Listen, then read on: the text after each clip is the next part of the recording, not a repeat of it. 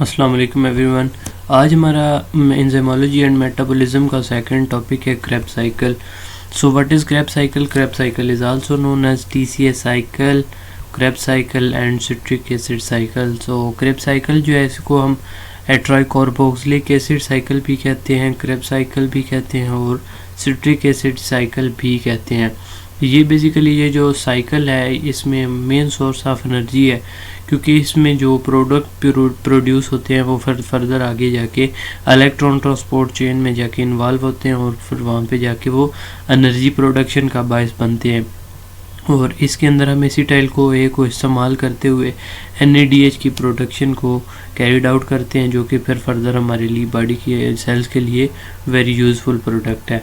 अब ये जो क्रेब्स साइकिल है ये होती कहाँ पे है? ये यूकैरियोट्स के अंदर, माइटोकॉन्ड्रिया के अंदर, जबकि प्रोकैरियोट्स के अंदर इसकी जो लोकेशन है वो साइटोसोल है। अब इसके अंदर 8 स्टेप साइकिल है। जो क्रेब्स साइकिल है ये 8 स्टेप साइकिल है, जिसके अंदर डिफरेंट स्टेप्स के डिफरेंट नेम्स हैं और उनके अंदर जो जो चेंजिंग होती हैं, जो जो एंजाइम्स इस्तेमाल होते हैं उसकी बेस के ऊपर इनकी naming. Now the most important thing is the link reaction.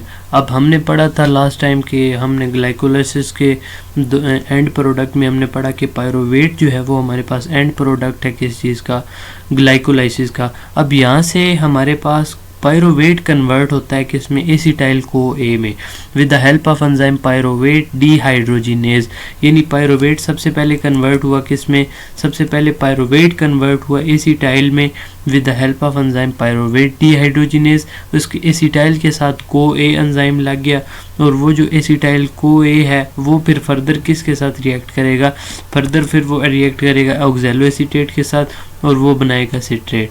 तो ये जो रिएक्शन है, ये जो फर्स्ट रिएक्शन है जिसमें पायरोवेट कन्वर्ट हो रहा है एसिटाइल को ए में with the help of enzyme pyruvate dehydrogenase, और इसी के दौरान CO2 के मॉलिक्यूल और 2 प्रोटॉन जो हैं वो हमारे पास बनते हैं। इस रिएक्शन को हम लिंक रिएक्शन कहते हैं। ये लिंक है किसके दरमियान? ये ग्लाइकोलिसिस और क्रेब्स साइकिल, इन दोनों के दरमियान ये रिएक्शन क्या है? ये इसको हम लिंक रिएक्शन कहते हैं और मोस्ट इंपॉर्टेंट रिएक्शन है और एग्जाम में आता है कि what is link reaction. So link reaction is basically the conversion of pyruvate into acetyl CoA with the help of enzyme pyruvate dehydrogenase, and CO2 and two protons are formed with in this reaction. अब ये जो 8 steps हैं इनको हम 1 bye 1 देख लेते हैं। तो सबसे पहला जो है वो है कंडेंसेशन। अब कंडेंसेशन बेसिकली ये होता है कि जब हमारे पास ये ऑक्सैलो एसीटेट जो कि प्रीकर्सर मॉलिक्यूल है, जो कि ऑलरेडी किसी साइकिल से हमारे पास बना हुआ मॉलिक्यूल है, अब इसके ऊपर एक्ट करता है एसिटाइल को ए। वो एसिटाइल को ए जो कि कहाँ से बना? जो कि पायरोवेट से बना।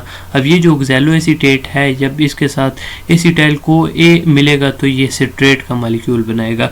सिट्रेट का मॉलिक्यूल बनाएगा with the help of enzyme citrate synthase, और इसी इस फर्स्ट स्टेप को हम कंडेंसेशन रिएक्शन कहते हैं और इसमें को एंजाइम ए जो है ये फिर वापस से रिलीज हो जाता है। The second one is the reorganisation, dehydration then hydration. अब इसमें ये होता है कि सबसे पहले डिहाइड्रेशन होती है।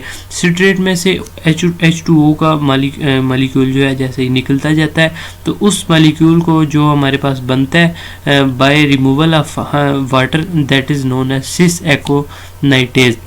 अब वो जो सिस एकोनाइटेज होता है उसके अंदर दोबारा से हाइड्रोजन और वाटर यानी H2O ऐड होता है, तो वो फिर हमारे पास आइसोसिट्रेट का मॉलिक्यूल हो जाता है। यानी पहले क्या हुआ? हाइड्रोजन और ऑक्सीजन H2O की क्या हुआ?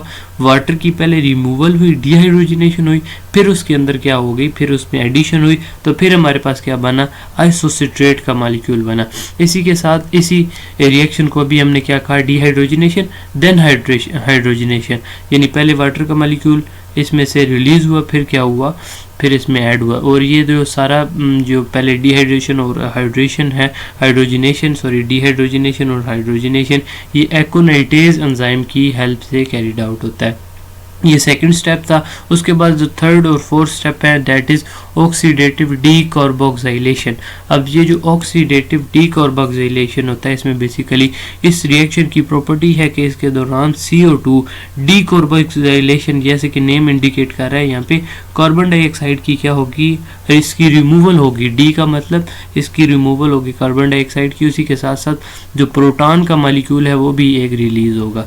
तो आइसोसिट्रेट जो है ये कन्वर्ट होगा अल्फा कीटोग्लूटेरेट में with the removal of CO2 and 1 proton molecule.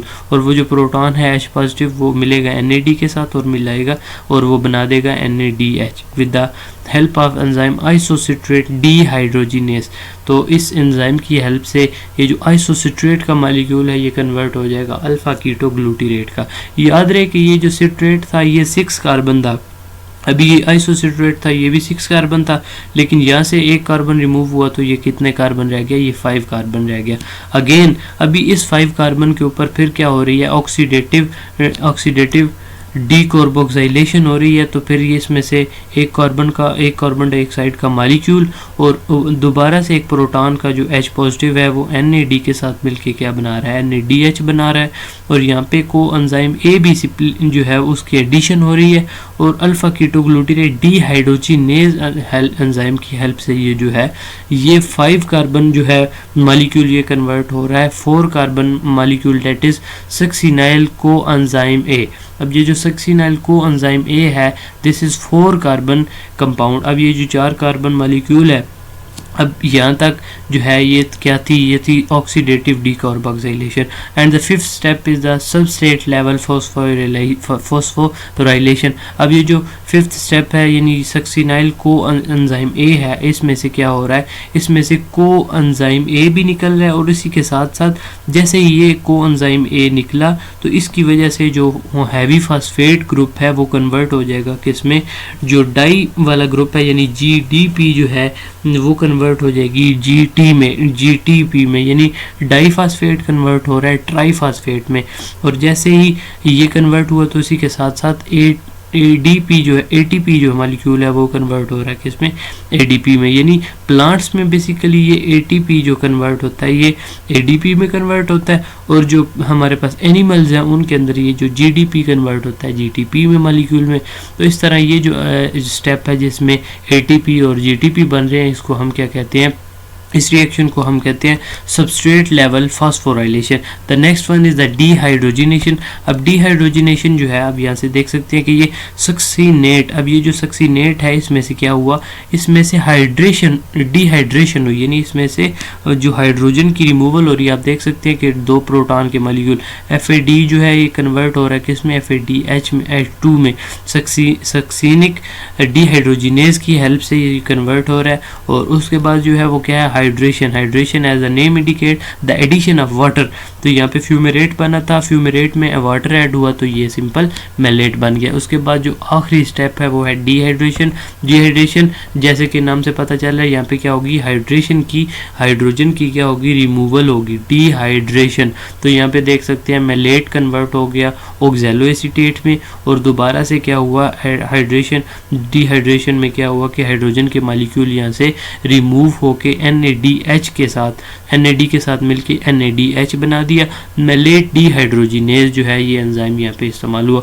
तो ओवरऑल जो है ये क्रेब्स साइकिल बहुत ही इजी साइकिल है जिसके अंदर जो एंजाइम्स हैं मोस्टली उनके नेमिंग इस तरह हुई है कि जो सबस्ट्रेट थे उनके साथ डीहाइड्रोजिनेज, सिंथेटेज और इसी की तरह डीहाइड्रोजिनेज और सबस्ट्रेट के नेम के साथ ASC मोस्टली जो है वो लगाया गया। तो ये हमारे पास क्रेब्स साइकिल है। अभी हमने ये देख लिया तो कि इसके अंदर कौन कौन से एंड प्रोडक्ट्स हैं। अब देखिए NAD का एक मॉलिक्यूल ये बन रहा, एक मॉलिक्यूल ये बन रहा, 2 NAD के NADH के मॉलिक्यूल और इसी की तरह ये तीसरा मॉलिक्यूल NADH का बन गया। इसी तरह FADH2 का एक मॉलिक्यूल ये बन गया। तो यहाँ पे हम देख सकते हैं कि 3 NADH के मॉलिक्यूल और एक FADH2 का मॉलिक्यूल हमारे पास बना।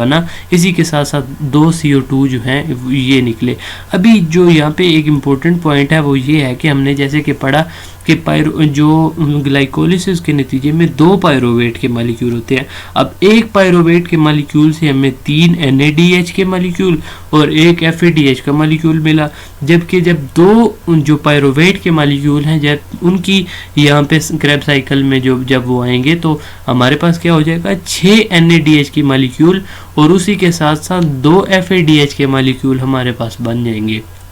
तो ये जो सारा था, this was all about the Krebs cycle. तो क्रैब साइकिल जो है ये किसी को भी इसके बारे में कोई भी क्वेश्चन हो तो वो कमेंट सेक्शन में लाजमी पूछें। तो ये क्रैब साइकिल था। Thank you so much for watching my video. Take care. अल्लाह हाफिज़।